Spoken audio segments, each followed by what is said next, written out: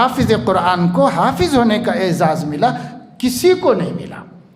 اور جتنے لوگ دنیا میں جتنی ڈگریاں لے رہے ہیں اور جتنے تمغے لے رہے ہیں، وہ تمغے اور وہ ڈگریاں اور جو ورلڈ پرائز ہے اور پوری دنیا کے جو بڑے بڑے تمغے ہیں، وہ جو دنیا میں لوگوں کو دیے جا رہے ہیں، لیے جا رہے ہیں، عالمی عزتیں، عالمی شہرتیں کہا جاتا ہے اس کو، ان میں سے کسی کو بھی اللہ تعالیٰ سر محشر نبیوں کے سامنے، ولیوں کے سامنے، فرشتوں کے سامنے اب اعزاز کرنے کے لیے نہیں بلانے والے ہیں، صرف آپ کو بلانے والے ہیں، صرف آپ کو بلانے والے ہیں اللہ تعالیٰ۔ اس لیے اپنے مرتبے کو پہچانو، اپنی عزت کو پہچانو، اپنے مقام کو پہچانو۔ اور جب یہ بات ہے تو پھر حافظ کی ذمہ داری غیر حافظ کی ذمہ داری سے بڑھ جاتی ہے۔ اب حافظ کو کوئی ایسا کام نہیں کرنا چاہیے جو حافظ قرآن کی عزت کے خلاف ہو۔ اور لوگ انگلی اٹھائیں، لوگ کہیں اور فلاں صاحب کا بچہ حافظ ہے، یہ کام کر رہا ہے، فلاں کا بچہ حافظ ہے، یہ وہاں پکڑے گیا، ان کے ساتھ بیٹھ رہا ہے، ایسے لوگوں میں اٹھ رہا ہے، ایسی محفلوں میں رہ رہا ہے، حافظ ہے، لوگ کہیں حافظ ہے، حافظ ہے۔ ایک وقت آیا تھا کہ لوگوں کی زبانوں پر یہ آ گیا تھا، فلاں ڈسکو حافظ ہے۔ کیوں؟ اس واسطے کہ اس نے خود قرآن کی عزت نہیں کی، اس نے خود قرآن کی توہین کر دی۔ پھر جو خود قرآن کی توہین کرے گا، اس کی توہین اللہ جتنی کرے کم ہے۔ مخلوق تو کرے گی ہی، اللہ بھی اس کی توہین کرے گا جو اللہ کی کتاب کی توہین کرے گا۔ اللہ اس کو کہیں کا نہیں رکھے گا۔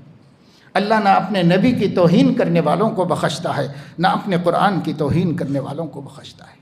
اس لیے حافظوں پر معمولی ذمہ داری نہیں ہے، وہ تقوی کو اختیار کریں، وہ پرہیزگاری کے ساتھ رہیں، ان کی نماز کبھی فوت نہیں ہونی چاہیے، ان کی وضاقتہ اپنے نبی کے حلیے سے بگڑ کر دوسری نہیں بن جانی چاہیے، انہیں قرآن کریم کا پڑھتے رہنا چاہیے، انہیں قرآن سمجھنا چاہیے، اللہ توفیق دے تو پورا عالم دین بننا چاہیے، اور اس کے بعد قرآن کا سچا وارث بن کر اس پوری کائنات میں اللہ کی کتاب کی روشنی پھیلاتے رہنا چاہیے تا وقت کہ موت آ جائے۔ یہ ذمہ داری کو محسوس کرنا چاہیے۔ یہ نہیں ہے کہ اگر آپ قرآن حفظ کر لیے، حافظ بن گئے، بس نام ہو گیا اور آپ نے قرآن کا حق نہیں ادا کیا، تو اللہ تعالیٰ قیامت میں بلائیں گے اور یہ جو قرآن سفارش کر رہا تھا یہی قرآن شکایت کرے گا اللہ کے ساتھ۔ اور نہ صرف قرآن کرے گا، نبی بھی کریں گے۔ قال الرسول یا رب ان قوم اتخذوا هذا القرآن مہجورا، رسول کہیں گے اے پروردگار، یہ میری قوم نے قرآن کو چھوڑ دیا تھا، علیحدہ کر دیا تھا قرآن کو اپنے آپ سے، تو اگر ہم بہت بڑے مجرم ہوں گے، بہت پچھتائیں گے، بڑی ذلتیں قیامت کے دن ہوں گی۔ حدیث پاک میں ہے کہ چہرے پہ گوشت نہیں ہوگا جس نے جان بوجھ کر قرآن بھلا دیا ہو۔ ایسے آئے گا قیامت کے دن۔ بڑی ذلتیں ہیں، جیسے عزتیں میں نے بتائیں ایسی ذلتیں بھی ہیں اگر قرآن کی تنقیص، توہین خود حافظ قرآن نے اگر کی۔ اس لیے جن کے سینوں میں قرآن ہے، چاہے وہ پرانے حافظ ہوں، چاہے اب بننے جا رہے ہوں اور جو آئندہ بننے والے ہیں، سب کے سب کو جہاں اس کے شرف کو ماننا چاہیے وہیں اس کی توہین کرنے کی ذلتوں کو بھی اچھی طرح ذہن میں رکھنا چاہیے۔ اللہ اس دنیا میں بھی حالات کے حوالے کر دے گا اور اللہ تعالیٰ آخرت میں بھی سخت ذلت اور رسوائی کا سامنا کرنے پر مجبور ہوں گے۔ کیوں؟ اس واسطے کہ ہم نے اس کی کتاب کی توہین کی۔ تو بس یہ چند باتیں ہیں جو اس مناسبت سے میں نے عرض کی اور سب کے کام کی، اس لیے کہ طلباء کا ختم قرآن بھی ہے تو میں نے آپ لوگوں کے سامنے یہ باتیں اس لیے کہی تھیں۔ ایک اور بات میں آپ سے کہنا چاہ رہا تھا، وہ بات بس وہ دوسری آیت سے متعلق ہے، اسے میں مختصراً کہوں گا صرف، اور وہ یہ ہے اپنی اولاد کی تربیت کرو۔ اللہ تعالیٰ فرما رہے ہیں اپنے آپ کو اور اپنے گھر والوں کو جہنم کے عذاب سے بچاؤ، دوزخ کی آگ سے بچاؤ، سخت ہے اور اس پر فرشتے بھی کوئی رحم کرنے والے نہیں ہیں، نہایت غضبناک قسم کے فرشتے مقرر کیے گئے ہیں، علیہا 19 19 فرشتے اللہ نے مقرر فرما رکھے ہیں، سخت گیر، تند خو، غلاظ شداد، اللہ نے ان کی صفت بیان فرمائی، بلکہ ابن کثیر میں ایک روایت ہے کہ خلقت من غضب الرب، وہ فرشتے مقرر ہیں جو اللہ کے غصے سے پیدا کیے گئے، جن کا خمیر خدا کا غضب ہے اس سے پیدا ہوئے ہیں، وہ مقرر کیے گئے ہیں وہاں پر۔ ان کو کس پہ رحم آئے گا اور وہ کس کے ساتھ رعایت کریں گے؟ ان کا کسی سے رشتہ نہیں ہے، ساجھا نہیں ہے۔ وہ فرشتوں کی نگرانی میں جہنم میں ڈالا جائے گا۔ بچاؤ اپنے اولاد کو، گھر والوں کو اس آگ سے بچاؤ، اس آگ سے بچاؤ۔ یہ آگ پانی سے نہیں ٹھنڈی ہوتی، یہ آگ فائر انجن سے نہیں بجھتی۔ اس آگ سے بچانے کا ایک ہی طریقہ ہے کہ اس میں جانے نہ دیا جائے، اس میں جانے نہ دیا جائے، ایک طریقہ ہے بس۔ اور وہ جانے نہ دینے کا طریقہ کیا ہے؟ اپنے بچوں کے عقیدے درست کرو، اپنے بچوں اور گھر والوں کے ایمان صحیح کرو۔ آج ایمانیات کا تک پتہ نہیں۔ ہماری گھر والی، ہمارے بچے جوان ہو رہے ہیں، ابھی تک اس کو پتہ نہیں ہے کہ ایک مومن کے عقیدے کیا ہونے چاہیے، اس کو اس کا پتہ نہیں ہے۔ بنیادی طور پر چونکہ مجموعی ایمان لائے ہوئے ہیں کہ صاحب ہم مومن ہیں اور ہم وہی سب باتیں مانتے ہیں جو ماننا چاہیے، جیسے کہ وَقَبِلْتُ جَمِيعَ أَحْكَامِهِ کے تحت مومن ہے، یعنی آمنت باللہ کما ہوا بأسمائہ وصفاتہ وقبلت جمیع احکامہ، بس اس کے تحت مسلمان ہیں۔ اور افسوس کی بات یہ ہے کہ بہت سی ماؤں کو، ہمارے بچوں کی ماؤں کو کما ہوا بأسمائہ وصفاتہ بھی نہیں معلوم کہ کیا چیز ہے، وہ بھی نہیں معلوم، اتنا یعنی اس کا ترجمہ بھی نہیں معلوم کہ اتنے کو تو مان لیں کم سے کم، تو اس کا ترجمہ تک نہیں معلوم۔ اب وقبلت جمیع احکامہ، چاہے جمیع احکام پہ عمل نہ کر رہی ہو لیکن کم سے کم یہ تو کہتی ہو کہ میں سارے احکام مانتی ہوں، اتنا تو کہتی ہو بھائی۔ عمل الگ چیز ہے، ایمان کے واسطے ماننا تو ضروری ہے نا، یہ تک مانتی ہے نہیں مانتی ہیں پتہ نہیں ہے، ہمیں پتہ نہیں ہے کہ یہ بھی مانتی ہیں کہ نہیں مانتی ہیں، بلکہ زبانوں سے جہالت کی وجہ سے بسا اوقات غصے میں ایسی باتیں بولتی ہیں جس سے پتہ چلتا ہے کہ نہیں مانتی، ایسی باتیں بولتی، صاف سے کہہ دیں گے میں نہیں مانتی یہ سب باتیں، میں نہیں مانتی یہ سب کیا ہے۔ ارے بھائی یہ اللہ رسول کا حکم ہے، میں نہیں مانتی، بس اب کیا بچتا ہے بولیے؟ انکار صریح کے بعد کیا بچتا ہے؟ کم سے کم اسے یہ اتنی تمیز ہوتی کہ وہ یہ کہتی کہ بھئی ٹھیک ہے میں مانتی ہوں کہ اللہ رسول کے احکامات ہیں لیکن میرا جی نہیں چاہ رہا عمل کرنے کے لیے، میں نہیں کروں گی اس کے اوپر عمل، میں نہیں کر پا رہی ہوں، کچھ تو کہہ سکتی۔ مانتی نہیں، میں نہیں مانتی بولنا آسان ہے آج کی عورت کے واسطے، جب اس کے سامنے دین لایا جا رہا ہو، جب اس کے سامنے احکام لائے جا رہے ہو۔ اور یہ عورتیں تو کیا، بہت سے مرد بھی کہتے ہیں، بہت سے مرد بھی کہتے ہیں کہ ہم نہیں مانتے۔ ارے بھائی نہ کرو الگ بات ہے لیکن مانو تو صحیح، ماننے میں آپ کی کیا مصیبت آ رہی ہے؟ نہ ماننے سے تو ہمیشہ کے لیے جہنم میں چلے جائیں گے، نہ ماننے کی بات کیوں کر رہے ہو؟ یعنی نہ ماننا کیا ہے؟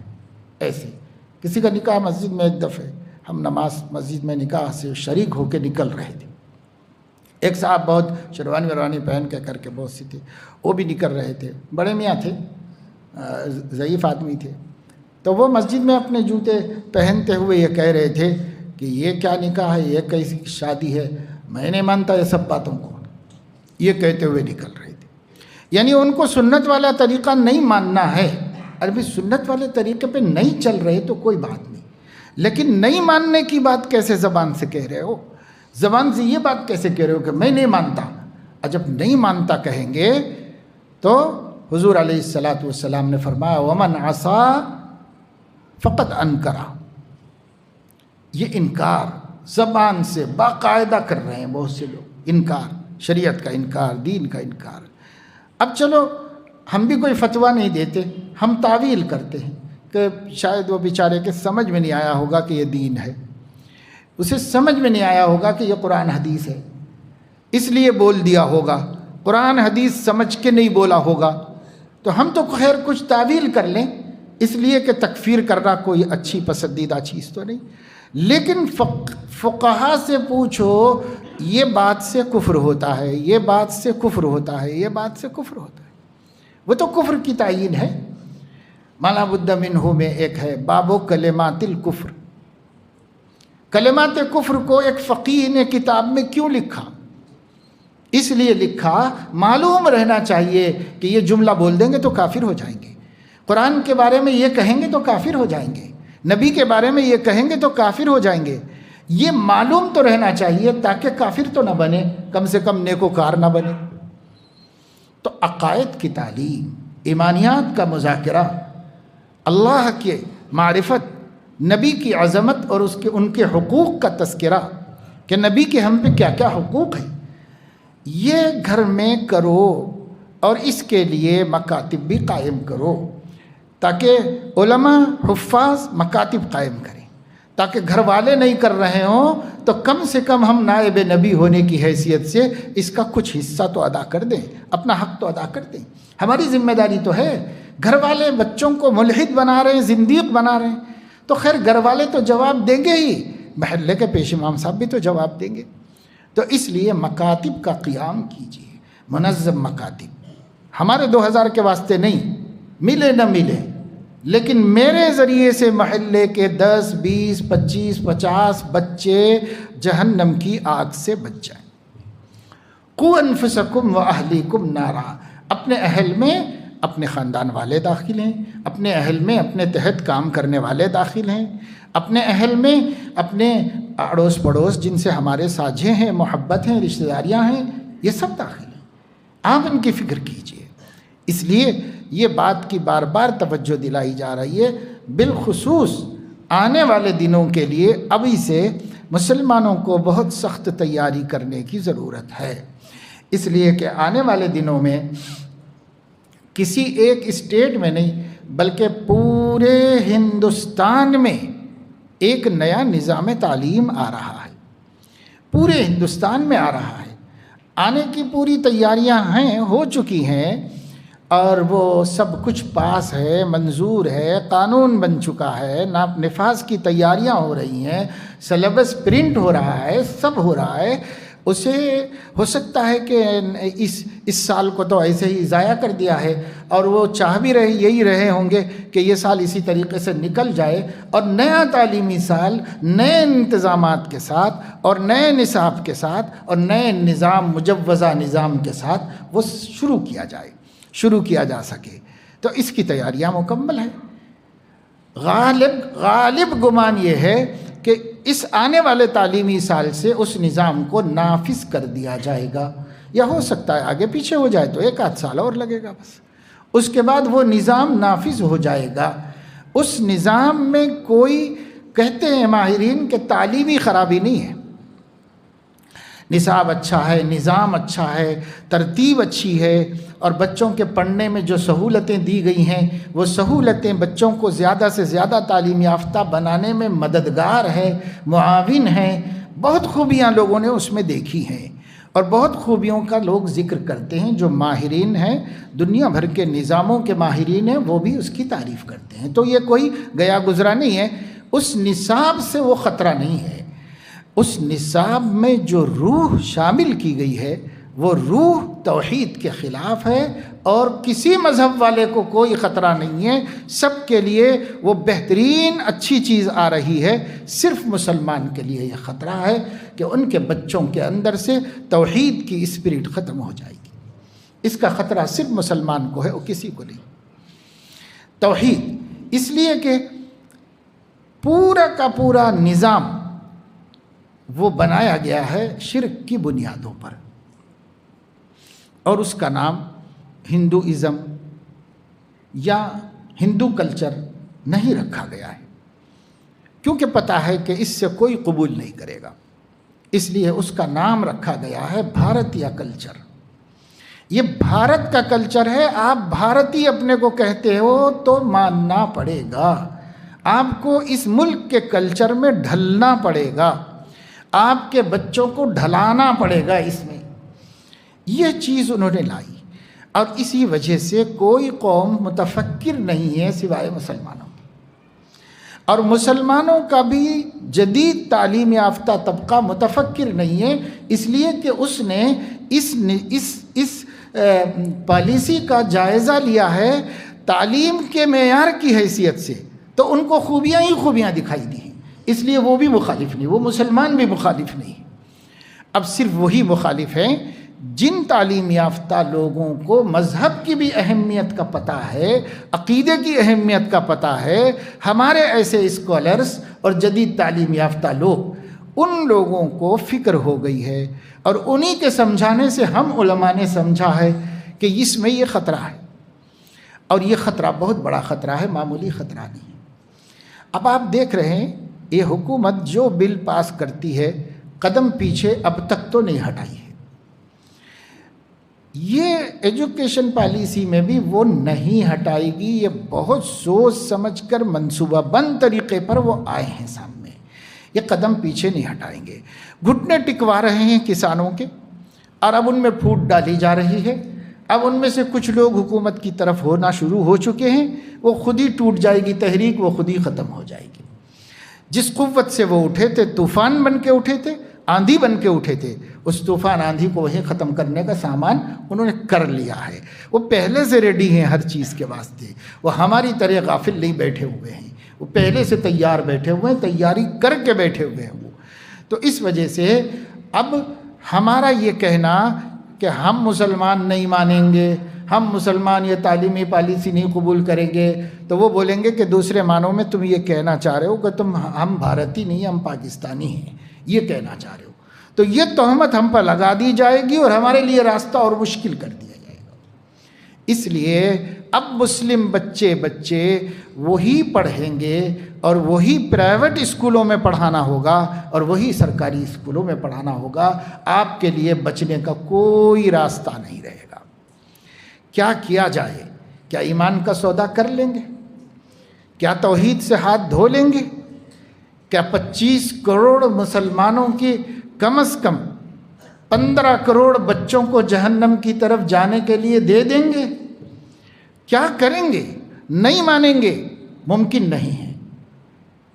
تبدیلی چاہیں گے، ممکن نہیں ہے۔ تو ہوگا کیا؟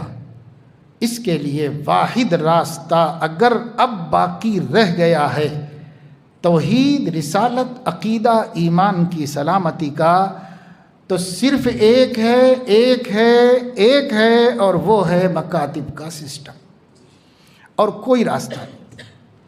مکتب مضبوط کیجئے، مکتب چل۔ اب صورتحال یہ ہے کہ مدرسہ کھولنا ضروری نہیں ہے، مکتب کھولنا ضروری ہے۔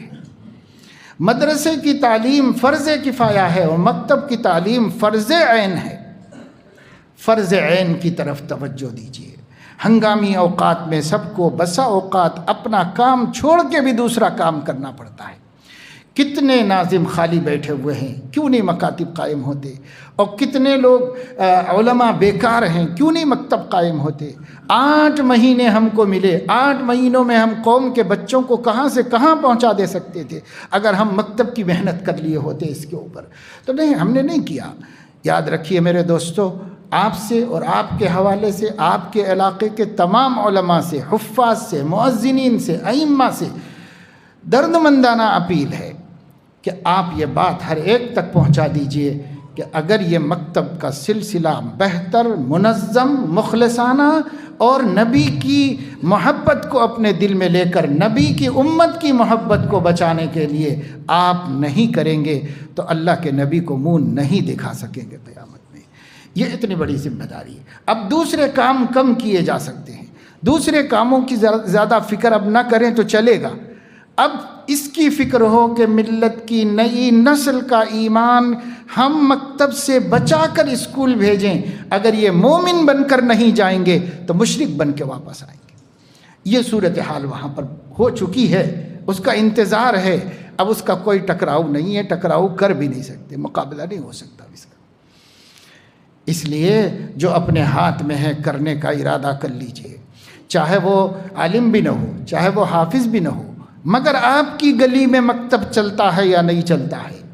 آپ کی گلی کے کل بچے مکتب کو جاتے ہیں کہ نہیں جاتے ہیں؟ آپ چاہے حافظ نہ ہو، عالم نہ ہو، لیکن اپنی گلی کی فکر کیجئے، اپنی گلی کے حد تک فکر کر لیجیے، میری گلی کے بچے مکتب جاتے ہیں کہ نہیں جاتے ہیں، اس کی فکر کیجئے، ورنہ یہ طوفان ہے۔ طوفان ہے اور بہت بہت خطرناک طوفان ہے. اور وہ سونامی آئی تھی ہوگی تو آ کر کے کچھ لوگوں کو ہلاک کر کے گئی ہوگی. جو ایمان پہ مرے جنت میں گئے اور جو بے ایمانی میں گئے اپنے انجام کو گئے. اتنا ہی تو ہوا. یہ طوفان، یہ سیلاب، یہ موجیں ہماری زندگی لے سکتی ہیں، ہماری جان لے سکتی ہیں، لیکن یہ جو طوفان، جو سیلاب آ رہا ہے اور مضبوط موج، خطرناک موج کی شکل میں آ رہا ہے، یہ ہمارے بچوں کا ایمان لینے والا ہے. اس سے کم کے لیے راضی نہیں ہے، ایمان لینے والا ہے. نفاق، دجالی باتیں، دجالی آڈیوز، دجالی ویڈیوز اور دجالی کیا کہتے ہیں آپ کا سوشل میڈیا اور دجالی پرنٹ میڈیا اور دجالی الیکٹرونک میڈیا، سارا کا سارا اس وقت دجال کے مددگار بنے ہوئے ہیں. کوئی توحید کا حامی نہیں ہے اور کوئی ایمان اور اسلام کا مددگار نہیں. تو آپ کیسے بچیں گے؟ کیسے اپنے بات کو پھیلائیں گے؟ کیسے کام کریں گے؟ بچے ابھی اپنے ہاتھ میں ہیں. اپنے ہی گھر میں ان کو ایسا مومن بناؤ، ایسا پکا موحد بناؤ. یہ پہاڑ ٹکرائے، اس سے موجیں ٹکرائیں، موجیں ٹوٹ جائیں، لیکن ہمارے بچے کا ایمان نہ ٹوٹنے پائے. ایسا یقین بنانا، ایسی محبت نبی کی پیدا کر دینا، ایسی محبت اللہ کی معرفت پیدا کر دینا، قرآن سے تعلق جوڑ دینا اور عقیدے اچھی طرح گھول کے پلا دینا. اس کے بغیر ہم مومن نہیں ہیں. یہ محنت فرض عین ہے. اب اگر یہ محنت ہم نہیں کریں گے تو پھر ہماری دوسری خدمتیں ہمیں نجات نہیں دلا سکیں گی. یہ اہم خدمت آ گئی ہے ہمارے سامنے، اور حالات بدلتے ہیں، احکام بدلتے ہیں، زمانہ بدلتا ہے، طریقے بدلتے ہیں. جو زیادہ ضروری بات سامنے آئے، زیادہ ضروری کام ہے، زیادہ اہم کام ہے، اس کو اسلام میں ایک قانون ہے. اسلام میں ایک قانون ترجیحات ہے. ترجیحات کا اسلام میں ایک علم ہے باقاعدہ. کب کس چیز کو آگے بڑھایا جائے، کون سی چیز کو آگے بڑھایا جائے. اس وقت مکاتب کے نظام کو آگے بڑھانا ہر کام کے مقابلے میں اہم کام ہے. اس کی طرف ہمیں توجہ دینے کی ضرورت ہے.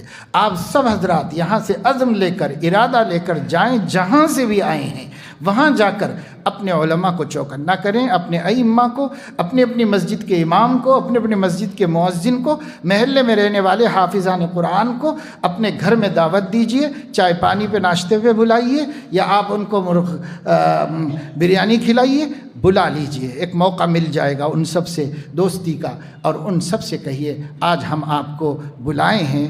اور آپ کو بھی تعجب ہوگا کہ کیوں ہمیں خیال آ گیا کہ آپ کو ہم نے آج بلایا ہے.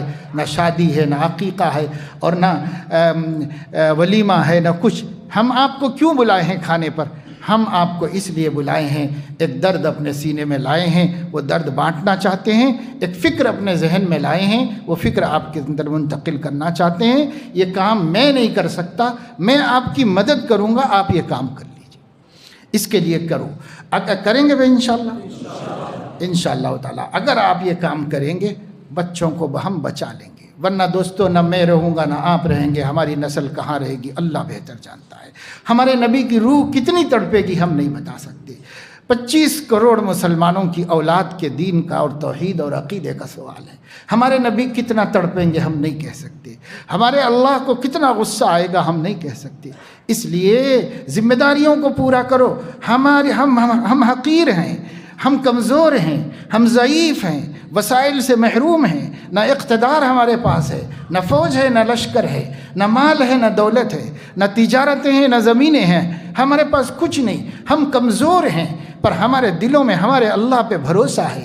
اور ایک بات ہمارے پاس ہے جو سب باتوں کی محرومی کو برداشت کر لے سکتی ہے، وہ یہ لنا مولانا ولا مولا لکم. ہمارے پاس مولا ہے، تمہارے پاس مولا نہیں. اللہ مولانا ولا مولا لکم. لوگوں نے کہا ہمارے پاس عزا ہے. حضور نے فرمایا ہمارے پاس مولا ہے، تمہارے پاس مولا نہیں. بس صحابہ اسی پہ جیے، صحابہ اسی پہ کھڑے، اور صحابہ نے جنگیں جیتی.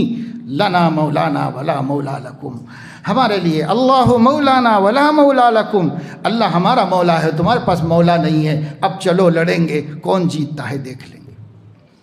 اپنے اللہ کو اپنا مولا مان کر، اپنے مولا کے بھروسے پر ہمیں یہ جنگ جیتنی ہے کہ اس ملک کی، اس دھرتی پر بسنے والے مسلمانوں میں ایک گھر میں ایک بھی ملحد نہیں بنے گا، ایک بھی دہریت کو، شرک کو قبول نہیں کرے گا، یہ ہمیں یقینی بنا لینا ہے، ورنہ ہمارے جینے سے مر جانا بہتر ہے اور زمین پر رہنے سے زمین کے نیچے چلے جانا بہتر ہے۔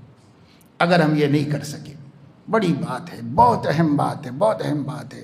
لڑائی جھگڑے چھوڑو، آپس کے اختلافات ختم کرو، تمہاری موت کے فیصلے ہو رہے ہیں اور تم معمولی معمولی باتوں میں رشتے توڑے ہوئے ہو، پڑوسیوں سے لڑے ہوئے ہو، اور آپس میں انتشار، اختلاف، جھگڑے، مولوی کا اختلاف، امام کا اختلاف، حافظ کا اختلاف، لیڈر کا اختلاف، سب مل کر تتر بتر ہیں، اور دنیا چاہ رہی ہے کہ ہم ایسے ہی رہیں، اور بلکہ اس میں اور اضافہ کیا جائے تاکہ ہمیں سوچنے کا، سنبھلنے کا موقع ہی نہ ملے اور ہم برباد کر دیے جائیں۔ تو اس لیے فتنے ختم کرو، اختلافات ختم کرو، جھگڑے ختم کرو، اللہ کے نام پر ایک امت بن کر اس امت کو آنے والے فتنوں سے بچاؤ۔ حضرت عمر رضی اللہ تعالیٰ عنہ نے حضرت حذیفہ سے پوچھا تھا کہ فتنوں کے بارے میں کیا جانتے ہو؟ انہوں نے کہا کہ فتنۃ الرجل فی مالہ و اہلہ و جارہ و کفارتها الصلاۃ والصیام والصدقۃ، یہ سب انہوں نے کہا، بخاری شریف میں حدیث ہے نا۔ تو حضور حضرت عمر نے کہا میں یہ نہیں پوچھ رہا ہوں، یہ فتنے مجھے معلوم ہے، یہ فتنے نہیں پوچھ رہا ہوں، میں ان فتنوں کے بارے میں پوچھ رہا ہوں جو دریا کی موجوں کی طرح خطرناک اور خوفناک ہوگی۔ یہ جو فتنہ آ رہا ہے مسلمانوں کے حق میں، یہ فتنہ دریا کی موج کی طرح خطرناک ہے۔ یہ گھر بیٹھ کے مقابلہ نہیں کر سکتے، یہ اپنا گھر مضبوط ہے اس لیے نہیں بچ سکتے، میں مسجدیں ہیں اس لیے نہیں بچ سکتے، اذانیں ہو رہی اس لیے نہیں بچ سکتے، نماز ہم پڑھ لیتے ہیں اس لیے نہیں بچ سکتے۔ یہ موج بہت خطرناک موج ہے، وہ ان سب چیزوں کے اوپر سے بہا کے لے جائے گی اگر ہمارا عقیدہ مضبوط نہیں، ہمارا دین مضبوط نہیں، اور ہمارے بچوں کو اللہ رسول کی معرفت نہیں اور نہ ان کی محبت نہیں، تو پھر یہ طوفان اور یہ موج سب کو بہا کے لے جائے گی، کا غصہ السیل، سب ختم ہو جائیں گے۔ اللہ بچائے، اللہ بچائے۔ میں دوستوں اور بزرگوں مایوسی کی باتیں نہیں کر رہا ہوں کہ کوئی مایوس ہو، مایوس کسی کو نہیں، مومن مایوس ہوتا ہی نہیں، مومن مایوس ہوتا ہی نہیں، اور نبی کا غلام کبھی مایوس نہیں ہوتا ہے، نبی کا غلام ہمیشہ ہمت اور حوصلے سے رہتا ہے۔ اس لیے یہ مایوس کرنے کے لیے نہیں کہہ رہا ہوں، بے فکریوں کو ختم کرنے کے لیے، غفلتوں کے ازالے کے لیے کہہ رہا ہوں کہ ہماری بے فکری اور غفلت ختم ہو جائے، ہم اپنے اپنے علاقوں میں کچھ کرنے والے بن جائیں، اپنی اپنی بستیوں میں ہمارے ذریعے سے ہمارے نبی کی امت کی نسل بچ جائے اور محفوظ ہو جائے۔ اس کے لیے ہمیں کرنا ہے۔ اب جو مسجدیں، نمازیں، اذانیں دکھائی دے رہے ہیں، اس کو کافی مت سمجھو، یہ ہمارے بعد والوں کا قصہ ہے۔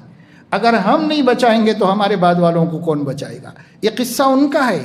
ان مناظر سے خوش مت ہو جاؤ، اتنے سارے لوگ لاک ڈاؤن بھی ہے، مسجد میں جمع ہیں اور بیٹھے ہوئے، اتنے حافظ قرآن ہیں، ہم کیسے بھٹکیں گے؟ یہ اب ہیں، ان کا مسئلہ نہیں ہے۔ اب جو گودوں میں پل رہے ہیں ان کا مسئلہ ہے، اب جو اسکولوں میں جانے والے ہیں ان کا مسئلہ ہے۔ تو اس لیے ہمیں اپنے دین کی حفاظت خود کر لینی ہے، اپنے عقیدے کی حفاظت خود کر لینی ہے۔ نہ آسمان کا فرشتہ کرے گا، نہ کوئی حکومت کرے گی، آپ کو خود کرنا ہے۔ اپنی فکر کرو، اپنی فکر کرو۔ اللہ پاک مجھے آپ کو سب کو توفیق عمل نصیب فرمائے، اور ہم سب کو اللہ کی معرفت کامل نصیب فرمائے، توحید خالص نصیب فرمائے، اور سیدنا محمد الرسول اللہ کی معرفت نصیب فرمائے، ان سے سچی محبت نصیب فرمائے، قرآن کی معرفت نصیب فرمائے، اور اس کی اطاعت کی توفیق عطا فرمائے۔ اور اللہ ہم سب کو اپنے نبی کا سچا وفادار سپاہی بنا دے، اپنے نبی کا عاشق صادق بنا دے اللہ تعالیٰ، اور ان کی کڑھن کو، ان کی چبھن کو اور ان کے دل کی جلن کو محسوس کرنے والا بنا دے اور اس سے ان کو بچانے کی کوشش کرنے کی توفیق نصیب فرمائے. آمین. وآخر دعوانا ان الحمد للہ رب العالمین.